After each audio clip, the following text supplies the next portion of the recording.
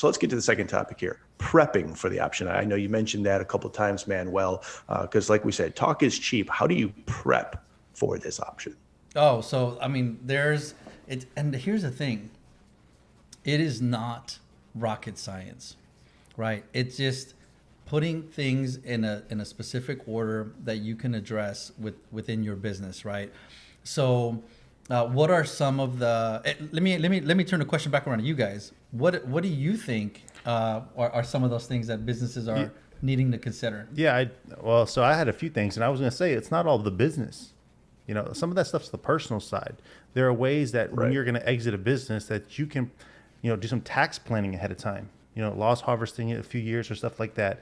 How about like management team making sure you have the key people in place with long contracts so that as you transfer it, what else is there? There's setting up procedures and protocols in your business so that people Right. understand how things happen, documenting information. A lot of stuff's just tribal knowledge. Let's document that so that as we're passing it along, Right. somebody knows it. I mean, there's a Well, lot of different and things. we've talked about this on a number of different podcasts. And just another way is getting your financials in order from the business. Yep. When you look at a multiple and you really want to make the biggest impact, get the biggest multiple, the biggest bang for your buck, that starts with getting your financials in order. That's not difficult to do. It's obviously at cost, but it's a tremendous value at the end to start prepping your business for sale, because especially these larger businesses, if you have very high quality financial statements, that puts you in a tremendously different bucket than your standard, run of the mill financials. Oh, absolutely. I've been part of the process where a software company was going to sell off. They were going to do a majority recapitalization, which is they were selling over 50% of their business to a private equity company who wanted to come in and manage it and help them scale it. And it was amazing to me how unprepared the company was, and which is why they brought me in to help them with that. But they were very unprepared. They knew they were making money, but they couldn't tell you uh, where the best opportunities were to make the money, where the expenses were really manageable, and what they had to do. So this PE firm came in and we handed over the information.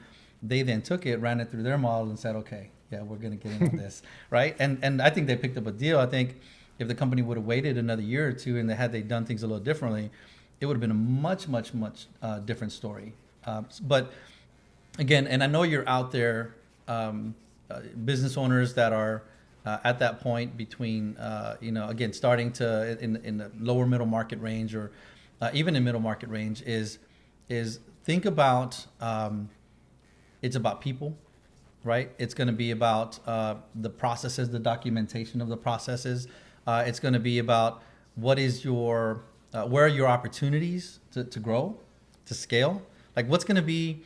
Think about a PE firm. They have a 5-year window, right? So they're making a bet based on what's going to happen in 5 years.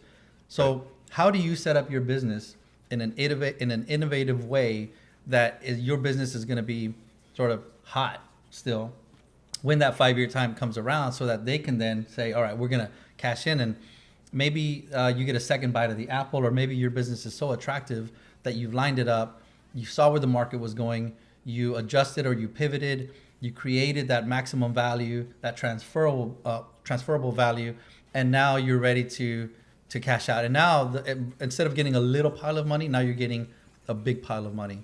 And at the end of the day, that's what you want, especially if you're going to go off and either hang out on the beach or buy another business, or Yeah. whatever it is that you want to do. Okay, so I was going to tell you guys, I've got actually another really interesting example of something that that a business owner did not do to prep themselves for an exit. So Let's start right with that. yeah. So basically, when I was running my business, we took over some distressed assets, and one of the things that we took over was we were trying to take over a contract for this company, one of their biggest contracts.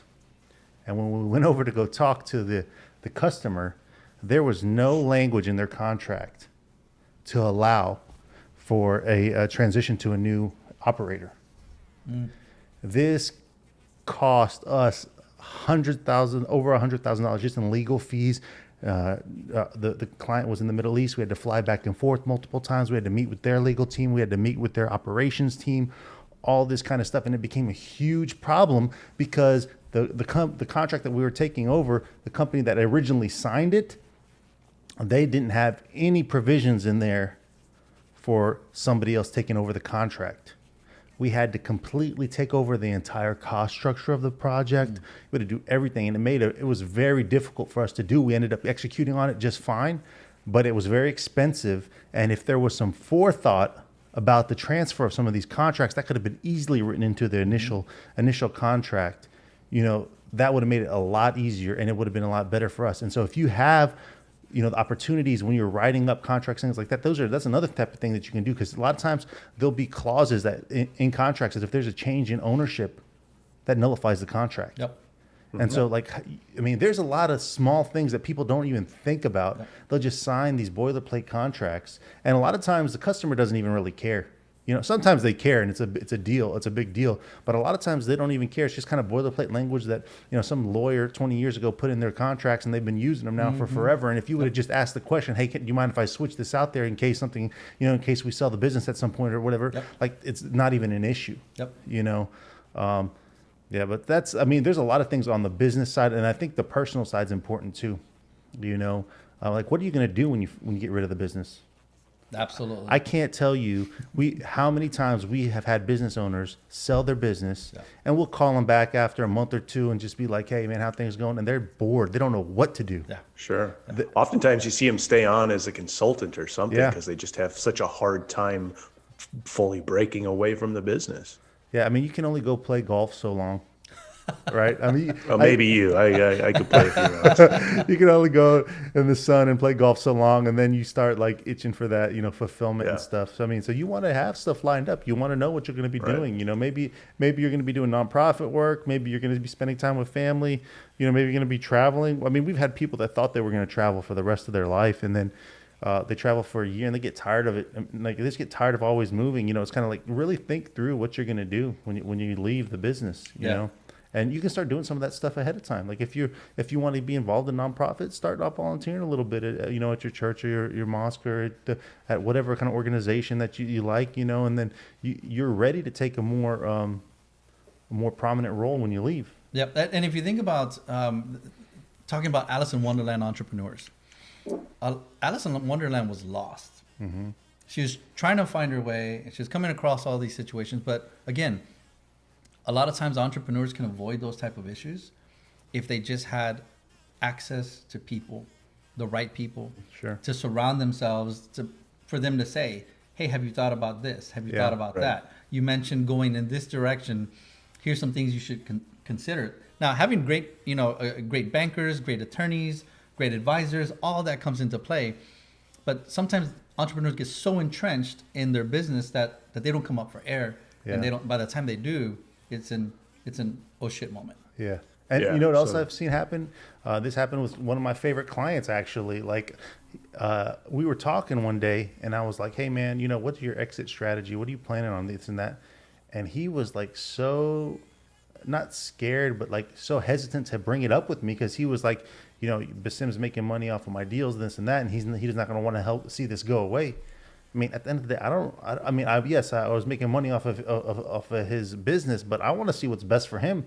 So, we were actually able to help that guy get $8 additional million in the sale of his business. He had a cash offer. It was a 7-figure cash offer. We were able to give him additional $8 million in the sale because he got us involved. Yep. If I hadn't asked the question, he would have never told me. He would have eventually sold the building. Sold his business and lost out on $8 million. Yeah. We were able to get him a strategic buyer that had that was able to pay a higher multiple. But sometimes don't be afraid to talk about this with people. Right. There are people that have your best interest in heart and they want to see things go well for you. So just, make sure that if you have a goal, it's okay to talk about it, One of my sort of beliefs is that of why business owners, why entrepreneurs don't ask for help and don't ask for resources. And I know you're out there and I know that you're hearing this, that you're not asking for help, you're not asking for assistance. And I believe that part of it is that, for lack of better words, Entrepreneurs are scared to open up the kimono, Sure. right? They don't And you're going to people- see them in their full nakedness. I know. In that people are going to see some of the bad decisions that you've made in your business, Right. and how That's a good you're not point. running it well. And a lot of entrepreneurs, they identify with their business. Sometimes they get lost, and that's a whole nother topic. Yeah. Is getting lost in the distinction between am I this business, or is this business its own Itself, and do I have my own value? Yeah, you know, so they're so intertwined that they lose themselves, and they don't ask for help because they know they've messed up. They know you haven't done some things the right way, but not asking for help is the wrong thing.